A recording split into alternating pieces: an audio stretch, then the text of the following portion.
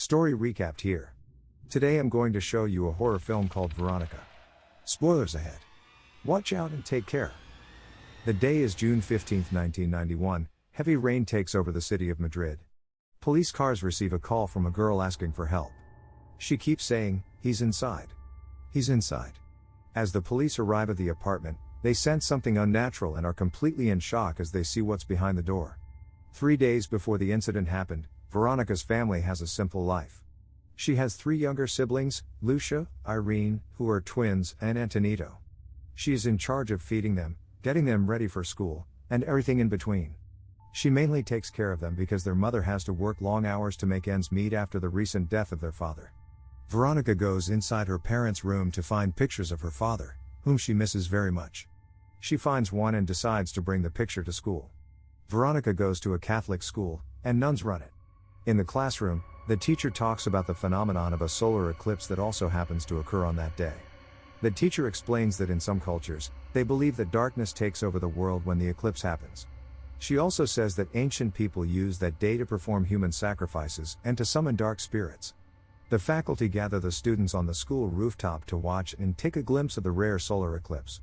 Instead of joining the other students in viewing the phenomenon, Veronica, her friend Rosa, and their classmate Diana head to the school basement to perform a seance. The basement is dark, dusty, and run down, but it did not stop the 3 of them to go down there. Meanwhile, the rest of the students are excited to catch a sight of the eclipse. They all hold a negative film strip to protect their eyes from the harmful sunlight. Veronica and her friends continue the seance using an Ouija board.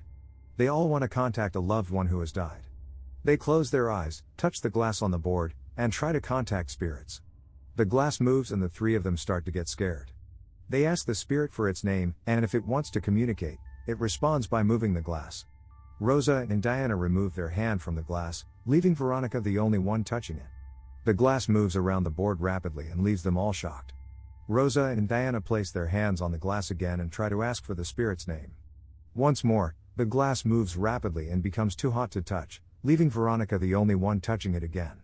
The eclipse happens, and Veronica sits still while holding the glass as it eventually breaks, giving her a bloody index finger. Rosa and Diana start to worry about Veronica because she stays still. The candles' lights go out, and they struggle to find their flashlights. Veronica is lying unconscious, but she is murmuring words until she lets out a demonic scream. She blacks out and ends up at the school clinic. The resident doctor at the school asks her questions to know why she fainted. Without any apparent reason, the doctor advises her to rest. As she meets up with her 2 sisters after class, they notice the school's headmistress, an elderly blind woman who everyone calls Sister Death, looking directly at Veronica as if she can see. As they arrive home, Veronica goes straight to her room to observe the Ouija board that cut in half after their seance. She carefully puts her backpack with the board on top of her closet. She goes outside but hears a noise from her room. As she re-enters, the bag is on the floor. She places it on top of the closet once again. The same thing happens, her bag is on the floor. This is the beginning of the paranormal experiences that Veronica will encounter. While having dinner, Veronica starts shaking and is unable to put the food in her mouth. Her younger siblings begin to get scared and worry about her. Veronica snaps out of it. Still confused, she says that she is completely fine. She notices claw and bite marks appear on her body as well. After having so many questions in her mind, she tries calling Rosa, but it seems like her friend is avoiding her. While bathing Antonito, Veronica hears a thumping sound from the living room. She tells Lucia and Irene to behave and keep quiet, but both are in their rooms. The light in her room starts flickering, and she is locked inside. Antonito screams for Veronica from the bathroom because the water in the bath turned extremely hot, leaving the poor boy with burns. Veronica cleans up for the night as she notices the TV suddenly turning on. An entity's reflection is seen from the TV as she turns it off, directly looking at her from behind. In the middle of the night, her closet mirror opens out of nowhere. Someone calls her, and she sees an entity that exactly looks like her father. She panics as it drags her back to the bed and entangles her. She realizes that it is just a nightmare even though it seems too realistic to be a dream. Veronica's friends begin to ignore her. Looking for answers, she goes back to the basement alone, where Sister Death already awaits her. The nun warns her about the situation that she is in and continues to scold her for trying to summon someone from the dead. Sister Death tells Veronica that her siblings are in danger and that she must protect them. The nun attempts to propel the spirit to leave the girl alone, but it is not compelling enough. Veronica confronts Rosa about why she avoids her, but she denies that what happened in the basement isn't real. At home, she draws protective symbols for her siblings. Her sister contacts her from the walkie-talkie. From across their room, Veronica sees the spirit, and she runs as fast as she can to rescue her sisters. The spirit chokes Lucia, but she wakes up and claims that it was Veronica who choked her. That same night, Veronica has a dream that her siblings are devouring her flesh. She shouts for help, but once again, it is just a dream. She woke up to having her first period, finally reaching womanhood.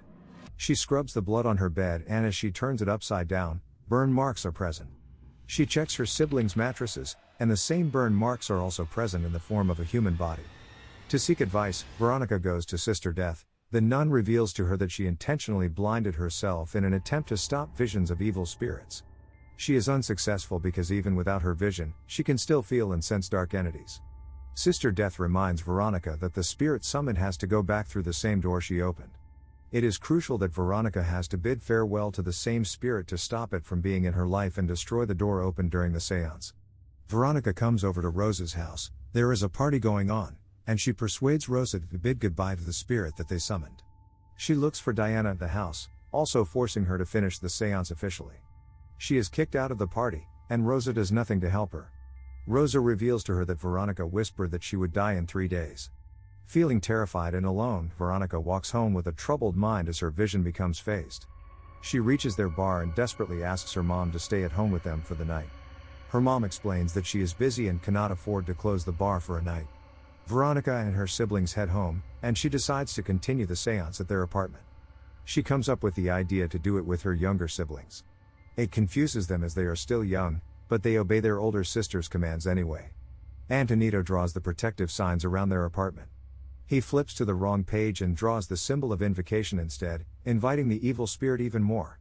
Ready to hold the seance, except for Antonito, all of them touch the glass on the Ouija board. They command the spirit to say goodbye, but it refuses. The book instructs that they have to sing a soft song to properly say goodbye to the spirit disturbing them. All of them sing in unison. They begin to hear thumping noises around their apartment. The spirit attempts to distract and scare them.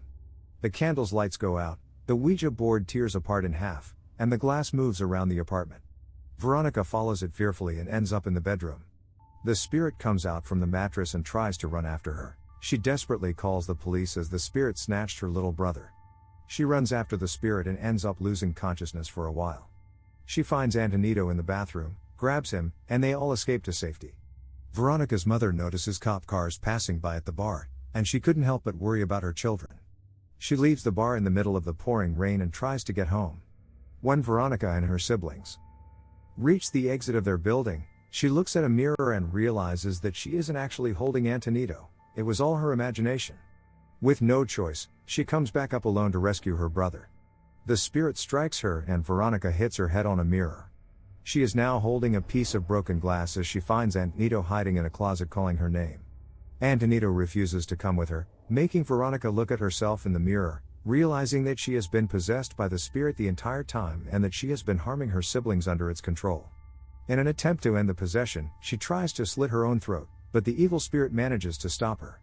The authorities arrive at their apartment and are shocked to see Veronica being attacked by an invisible force until she passes out. This sight leaves them speechless. The paramedics rescue her along with Antonito. While the police observe the family's apartment, a picture of Veronica catches fire out of nowhere. At that exact moment, an officer calls the detective to inform him that Veronica has died. To this day, Veronica's story and death remain a mystery. Her story is based on a police report that happened in real life, and the police who have witnessed her case certifies it.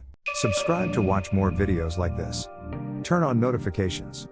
And leave a like, it really helps the channel out. Thank you for watching.